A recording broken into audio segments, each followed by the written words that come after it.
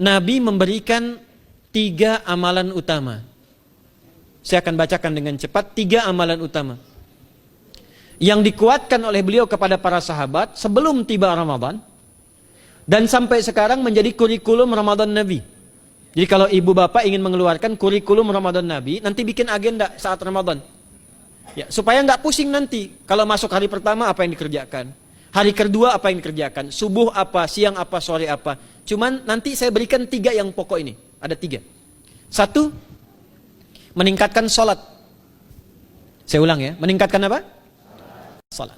Kalau meningkat secara singkatnya berarti bertambah dari yang sekedar fardu, tambah dengan apa? Sunnah. Maka dari sekarang keluarkan semua jenis sholat-sholat sunnah. Keluarkan dari sekarang apa saja, siang dan malamnya.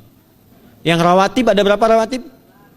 Rawatib 12. Ya, rawatib itu yang melekat dengan sholat fardu dan menentukan untuk memperbaiki sholat fardu. Menambah. Jadi kalau kurang khusyuk ditambah dengan sunnahnya disebut rawatib. Bisa sebelum, bisa setelah sholat fardu. Ada 12 dari hadis Nabi sallallahu alaihi wasallam. Man shalla isnatai asyrata raka'atan, siapa yang sholat 12 rakaat fi yaumin wa lailatin, yang mengiringi sholat fardu siang dan malam. Ya, bunyalahu bihinna baitun fil jannah, maka akan dibangunkan baginya satu rumah di surga kalau konsisten menunaikan 12 itu sampai meninggal dunia. Sahabat yang mendengar itu mengatakan kompak semuanya, sejak mendengar hadis itu kami usahakan istiqomah sampai meninggal tidak meninggalkannya. 12 itu 2 sebelum subuh, cepat. 4 sebelum zuhur, 2 setelah zuhur, 2 setelah maghrib, 2 setelah isya. 2 rakaat sebelum subuh, 4 rakaat sebelum zuhur. Kalau nggak bisa 4 rakaat, karena terbatas waktunya, boleh 2 rakaat, khusus untuk sebelum zuhur. Kalau nggak bisa 4, boleh berapa? 2. Dalilnya hadis Ibnu Umar radhiyallahu taala anhuma. Kata beliau, hafidtu asyra rakaatin, saya hafal 10 rakaat dari Nabi sallallahu alaihi wasallam salat sunnah. Maka menyebutkan sebelum zuhur 2 rakaat. Baik, jadi 12 ya. 2 sebelum subuh, 4 sebelum zuhur, 2 setelah zuhur, 2 setelah maghrib, 2 setelah isya. Ini yang disebut dengan rawatib. Jamak dari kata ratib. Di luar ini mutlak. Mutlak ini ada yang berdampingan dengan salat fardu, ada yang terpisah. Contoh yang berdampingan, 4 rakaat sebelum asar. 4 rakaat ini bukan disebut rawatib, tapi salat mutlak.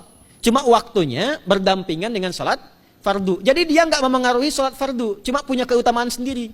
Apa keutamaannya? Hadis Ibnu Umar radhiyallahu taala anhuma, ketika beliau menyampaikan qala Nabi sallallahu alaihi wasallam rahimallahu ra'an shalla qabla al-'asri arba'an. Allah akan menambahkan rahmat pada orang yang terbiasa salat 4 rakaat sunnah sebelum salat asar. Jelas ya? Baik. Kemudian apalagi setelah itu? Salat di antara 2 adzan dan 2 adzan ini, adzan dan iqamah. Ya, di antara adzan dan iqamah. Tahiyatul masjid. Apalagi misalnya salat duha. Duha dibagi 3. Awal duha itu kurang lebih 1,5 jam setelah salat subuh. Subuh sekarang misal 4:30, maka jam 6 muncul awal duha. Namanya syuruk. Saya ulang, salat apa namanya? Syuruk itu salat awal duha. Jumlah rakaatnya 2 rakaat. Man shalal ghadata fil jama'ati thumma yaqudu yadhkurullah subhanahu wa ta'ala fa yusalli rak'ataini fakana alaihi ka ajri umratin wa hajjin, ya ka ajri ummatin wa hajjin tamatan. Siapa yang salat subuh 2 rakaat dengan berjamaah, ya, dan umumnya kalau berjamaah bisa ke masjid di masjid. Kalau tak mampu ke masjid, tunaikan di rumahnya. Setelah itu tidak beranjak dulu, dia duduk untuk berzikir kepada Allah. Zikir itu bisa baca Quran. Quran surah 15 ayat 9 itu Quran disebut dengan zikir. Quran surah 54 ayat 17, 22, 32, 40 itu Quran disebut dengan zikir. Bisa baca Quran, bisa berdoa. Doa disebut dengan zikir. Quran surah ke-7 ayat 205. Ya. Bisa dengan apa lagi? Bertafakkur, ya, mengaji, ta'lim, itu disebut dengan zikir. Ali Imran ayat 190 191. Alladzina yadhkuruna Allaha qiyaman wa qu'udan wa 'ala junubihim wa yatafakkaruna fi khalqis samawati wal ard, ya, disebut dengan zikir. Bisa bertasbih.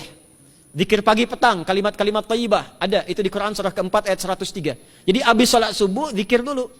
Doa dulu, zikir dulu, belajar dulu, tafsir dulu. Setelah itu muncul syuruk. Perjalanannya disebut isyraq, melewati masyrik, 1 tombak bayangan, dia salat 2 rakaat, itu pahala salatnya senilai haji dan umrah.